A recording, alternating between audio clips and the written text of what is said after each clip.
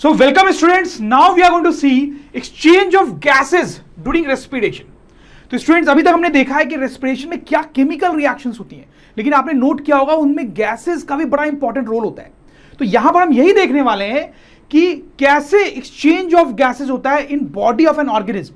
तो यहां पे हम पढ़ेंगे ह्यूमंस के बारे में, कुछ और एनिमल्स के बारे में और प्लांट्स के बारे में भी, कि कैसे उनके बॉडीज के अंदर गैसेस जाती हैं और कैसे उनकी बॉडीज से गैसेस बाहर आती हैं। तो सबसे पहले स्टूडेंट्स विल अटैक कि ह्यूमंस में कैसे होता है in humans. So this is human body. और स्टूडेंट्स यहां पर हम देखेंगे सबसे पहले कि रेस्पिरेटरी सिस्टम में कौन कौन से इंपॉर्टेंट ऑर्गन्स होते हैं। सो आप देखिए सबसे इंपॉर्टेंट ऑर्गन जो यहां पर होता है वो यहां पर आप देखें दिस एंड दिस, इनको बोलते हैं student lungs and they are 2 in number student. जैसा कि आप देख सकते हैं ये सबसे इंपॉर्टेंट ऑर्गन है रेस्पिरेटरी सिस्टम का। ये कैसे काम करता है, इसमें क्या होता है, ये सब हम आगे अभी देखने वाले हैं स्टूडेंट्स। लेकिन सबसे पहले आप ये देखो कि ये जो लंग्स होते हैं ये बड़े डेलिकेट होते हैं स्टूडेंट, डेलिकेट होते हैं, तो इनको प्रोटेक्शन की जरूरत है। तो इनके राउंड आप देखो ये बोन का स्ट्रक्चर होता है, उसका काम होता है लंग्स को प्रोटेक्ट करना, और उसको बोलते हैं स्टूडेंट्स रिब केज। इस बोन के स्ट्रक्चर क्या बोलते हैं, रिब केज, राइट। तो आपको बात समझ में आई यहां पे। आप ध्यान दें इस स्ट्रक्चर पे, ये जो एक फिल्म लाइक स्ट्रक्चर है, एक मेम्ब्रेन टाइप स्ट्रक्चर है, इसको बोलते हैं डायफ्राम। इसके नीचे वाला जो एरिया होता है स्टूडेंट्स, इसमें डाइजेस्टिव सिस्टम के ऑर्गन्स होते हैं, जैसे स्टमक हो गया, इंटेस्टाइन वगैरह हो गए, और इसके ऊपर वाले रीजन में रेस्पिरेटरी सिस्टम के ऑर्गन्स होते हैं। तो ये जो डायफ्राम है वो हमारे बॉडी में यहां पर कहीं होता है, ठीक है। तो इसके ऊपर चेस्ट वाला रीजन है जिसमें रेस्पिरेटरी सिस्टम के ऑर्गन्स होंगे, इसके नीचे एब्डोमेन है जिसमें डाइजेस्टिव सिस्टम के ऑर्गन्स होंगे, जैसे stomach, small intestine, large intestine, इन सब के बारे में हमने पढ़ा है स्टूडेंट्स, राइट। अब देखो स्टूडेंट्स एक और इंपॉर्टेंट और इंटरेस्टिंग बात मैं आपको बताता हूं कि अगर आप इन लंग्स को हटा दो यहां से, राइट, तो आप देखो यहां पर एक एम्प्टी रीजन, एक कैविटी टाइप का रीजन आपको दिखेगा रिबकेज के अंदर और डायफ्राम के ऊपर, राइट। तो ये जो कैविटी है स्टूडेंट्स, इसका एक टेक्निकल नाम है, इसको बोलते हैं थोरैसिक कैविटी, या फिर इसको चेस्ट कैविटी भी बोलते हैं। तो ऑब्वियसली चेस्ट कैविटी तो बोलेंगे इसको because this cavity is in chest, but इसका टेक्निकल नाम है थोरैसिक कैविटी, राइट स्टूडेंट्स, ठीक। तो now let's put lungs back. तो लंग्स कहां पे होता है स्टूडेंट्स हमारी बॉडी में, हम बोल सकते हैं लंग्स होता है थोरैसिक कैविटी में।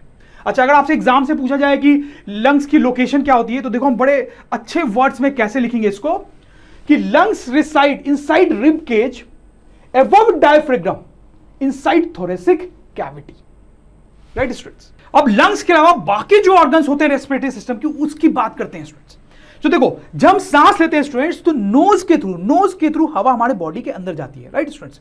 और नोज में 2 नॉस्ट्रिल्स होते हैं, ये एक नॉस्ट्रिल है और ये दूसरा नॉस्ट्रिल है। तो वही हम यहां पे देखेंगे स्टूडेंट्स, नॉस्ट्रिल्स के थ्रू हवा जो है बॉडी में इंटर करती है और फिर इस रास्ते से अंदर जाती है। ये जो रास्ता आपको दिख रहा है स्टूडेंट्स, इसको बोलते हैं नेसल पैसेज। क्या बोलते हैं, नेसल पैसेज। फिर हवा अंदर जाती है, इस रीजन से क्रॉस करती है, इस रीजन को हम बोलते हैं फेरिनेक्स। क्या बोलते हैं स्टूडेंट्स, फेरिनेक्स। इसका बड़ा इंपॉर्टेंस है जो मैं अभी आपको थोड़ी देर में बताऊंगा। फिर हवा और नीचे आती है स्टूडेंट्स।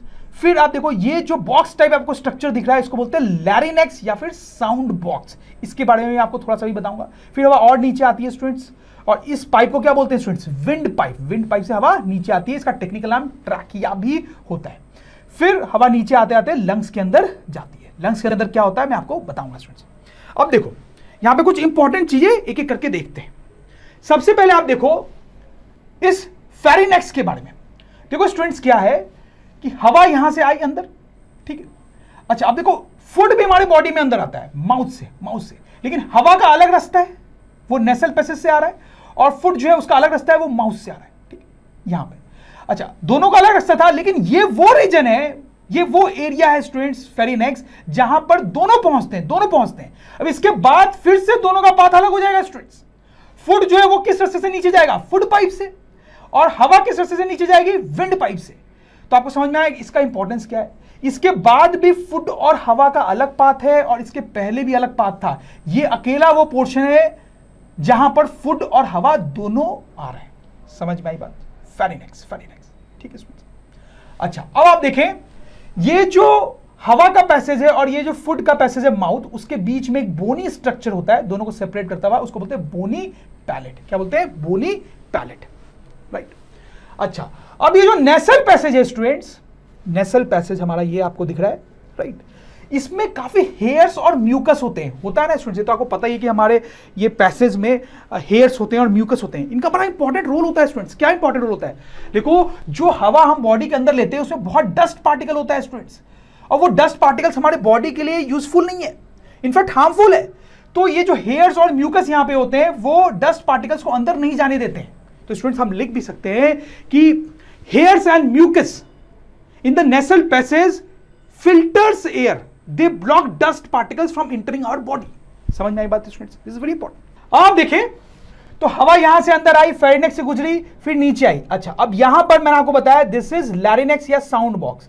तो देखो ये बड़ा इंपॉर्टेंट ऑर्गन होता है स्टूडेंट। देखो हम अलग अलग टाइप की आवाजें निकाल सकते हैं। देखो मैं अलग अलग चीजें बोल रहा हूं उतनी देर से, आप भी बोल सकते हो, राइट? तो ये अलग अलग आवाजें जो है वो हम इस साउंड बॉक्स के कारण निकाल पाते हैं। ये साउंड बॉक्स एग्जैक्टली कैसे काम करता है वो तो हम यहां पे नहीं देखेंगे, because that is not important in this chapter, वो हम कभी और देखेंगे, राइट स्टूडेंट्स?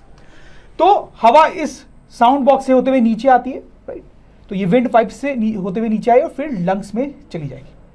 अच्छा, अब आप यहां पे एक और चीज देखें, आपको इस विंड पाइप के ऊपर रिंग टाइप स्ट्रक्चर्स दिखाई दे रहे हैं, इनको बोलते हैं रिंग्स ऑफ कार्टिलेज। अच्छा, ये कार्टिलेज क्या होता है स्टूडेंट्स? देखो स्टूडेंट्स, बोन तो आपको पता है ना, बोन हमारे बॉडी में हर जगह बोन होता है और वो बहुत हार्ड होता है स्टूडेंट्स। कार्टिलेज को आप सोच सकते हो कि बोन का एक सॉफ्टर फॉर्म होता है, ऐसा कुछ सोच सकते हो। हमारे बॉडी में बहुत जगह पे होता है ये। जैसे स्टूडेंट्स आप ईयर की बात कर लो, तो ईयर को आप टच करोगे ना तो आपको कुछ यहाँ पे ना हार्ड सा टफ सा लगेगा, लेकिन वो बोन जितना हार्ड नहीं होता है, बोन जितना हार्ड नहीं होता, आपको फील होगा। तो वो कार्टिलेज है। वैसे कार्टिलेज बहुत जगह पे होता है, तो ये भी रिंग है कार्टिलेज के बने हुए स्टूडेंट्स, ठीक है? अच्छा, अब ये क्यों है यहाँ पे विंड पाइप के ऊपर ये रिंग है कार्टिलेज के, ये क्यों है? तो देखो होता क्या है कि विंड पाइप में होल होता है जिससे हवा अंदर जाती है, ठीक, लेकिन ये विंड पाइप कभी भी कोलैप्स नहीं होनी चाहिए। अगर ये कोलैप्स हो गई किसी भी सिचुएशन में तो हवा अंदर नहीं जा पाएगी और हम सफोकेशन से मर जाएंगे स्टूडेंट्स। तो ये जो रिंग ऑफ कार्टिलेज है उसका काम होता है कि वो प्रोटेक्ट करे विंड पाइप को और कभी भी उसको कोलैप्स होने नहीं दे, कोलैप्स होने नहीं दे। I hope you understand this. इसको हम लिख भी सकते हैं स्टूडेंट्स की rings of cartilage prevent windpipe from collapsing in any situation. So fine students, I am sure कि अभी तक की कहानी आपको समझ में आ रही होगी। अब देखो आगे क्या होगा कि विंड पाइप से होते हुए विंड आया और वो लंग्स में जाएगा, ठीक है? तो आप देखो लंग्स के अंदर क्या होता है वो हम देखते हैं।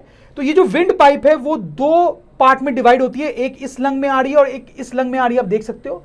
फिर ये जो इस लंग में आई वो फर्दर बहुत सारे ब्रांचेज में डिस्ट्रीब्यूट होगी और फिर वो ब्रांचेज फर्दर बहुत सारे ब्रांचेज में डिस्ट्रीब्यूट होती है, जैसे आप देख सकते हो स्टूडेंट्स, राइट? वैसा इस लंग में भी हो रहा है। अच्छा, अब आप देखो ब्रांचेज के बिल्कुल एंड में आप देखोगे तो एक छोटा सा बैग लाइक स्ट्रक्चर है। बहुत सारे ऐसे बैग लाइक स्ट्रक्चर्स होते हैं, बहुत सारे millions of bag like structures होते हैं। इन बैग लाइक स्ट्रक्चर्स का नाम है स्टूडेंट्स एल्वियोलस। एल्वियोलस जो है वो एक सिंगुलर वर्ड है, उसका प्लूरल होता है एल्वियोली, राइट स्टूडेंट्स? देखो बायोलॉजी में कई बार ये थोड़ा सा कॉम्प्लिकेटेड हो जाता है कि सिर्फ एस लगाने और हटाने से सिंगुलर प्लूरल नहीं होता है, कई बार अलग हो जाते हैं सिंगुलर प्लूरल वर्ड्स। वैसा ही यहां पर है, ये जो बैग लाइक स्ट्रक्चर्स है उनका नाम है एल्वियोलस। एक का बात कर रहे हो तो एल्वियोलस सिंगुलर, और बहुत सारों की बात कर रहे हो तो alveoli, right student? This is very important कि जो विंड पाइप है वो फर्दर ब्रांचिंग होती है उसकी लंग्स में और उनके एंड में क्या होता है बैग लाइक स्ट्रक्चर, जिसको बोलते हैं एल्वियोलस या फिर उसका प्लूरल एल्वियोली, राइट स्टूडेंट्स? अब आप देखें ये जो विंड पाइप है उसकी दो ब्रांचेज हुई, एक इस लंग के अंदर गया, एक इस लंग के अंदर गया, फिर वो फर्दर बहुत सारे ब्रांचेज में डिवाइड हुई। अब देखो शुरू के जो ब्रांचेज होती है वो थोड़ी मोटी होंगी, आप समझ सकते हो, लेकिन जो बाद की और ब्रांचेज होंगी वो पतली होती जाएंगी। तो शुरू की जो ब्रांचेज होती हैं उनके ऊपर भी रिंग ऑफ कार्टिलेज होता है, जैसा कि यहां पर था, वैसे उनके ऊपर भी रिंग ऑफ कार्टिलेज होता है। लेकिन जो बहुत पतली ब्रांचेज होती हैं उनके ऊपर रिंग ऑफ कार्टिलेज नहीं होता है स्टूडेंट्स। आप समझ रहे हो बात? तो बड़ा सिंपल सा है और बड़ा इंपॉर्टेंट भी है। अब देखो ये जो थोड़े मोटे ब्रांचेज हैं जिनके ऊपर रिंग ऑफ कार्टिलेज है उसको बोलते हैं bronchus, but bronchus is singular, उसका प्लूरल नेम है ब्रोंकाई, राइट स्टूडेंट्स? तो यहां पर भी वही एस को हटाने या लगाने से सिंगुलर प्लूरल नहीं होता है, आपको ध्यान देना पड़ेगा नाम पे स्टूडेंट्स, राइट?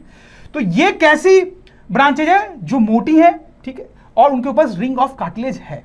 अच्छा, अब जो पतली ब्रांचेज हैं स्टूडेंट्स जिनके ऊपर रिंग ऑफ कार्टिलेज नहीं है उनको बोलते हैं ब्रोंक्यूली और उसका प्लूरल होता है ब्रोंक्यूलीज, ठीक है? यहां पर सिर्फ एस हटाने और लगाने से ही सिंगुलर प्लूरल हो जाता है students. I hope you understand this. तो स्टूडेंट आपको समझ में आ रहा होगा, लेकिन फिर भी मैं थोड़ा सा रिवाइज कर देता हूं कि ये यहां पे विंड पाइप है, फिर वो ब्रांच हुई, ठीक है, तो उन ब्रांचेस को हम बोलते हैं ब्रोंकाई, फिर वो फर्दर पतली पतली ब्रांचेस में डिवाइड होती है, उनको बोलते हैं ब्रोंक्यूलीज, और वो जो ब्रोंक्यूलीज हैं they end up in bag like structures, इनको क्या बोलते हैं, एल्वियोली, राइट स्टूडेंट्स। तो आई होप आपको ये पूरा स्ट्रक्चर समझ में आया होगा। तो क्या हुआ यहाँ पे, नॉस्ट्रल से हवा अंदर आई, फिर नेसल पैसेज से गई, फिर फेरिनेक्स, फिर लैरिनेक्स, फिर ट्रैकिया, और फिर इन ब्रांचेज से, और फाइनली किसमें, एल्वियोली में। फिर वहां पे जाके हवा का क्या होता है वो मैं आपको बताऊंगा, राइट। अच्छा, एक और चीज यहां पे स्टूडेंट्स, दोनों लंग्स जो होते हैं उनके ऊपर एक थिन मेम्ब्रेन होती है उनको प्रोटेक्ट करने के लिए, उसको बोलते हैं प्लेयोरा। क्या बोलते हैं, प्लेयोरा। तो हम देख सकते हैं pleura is a thin membrane covering both the lungs.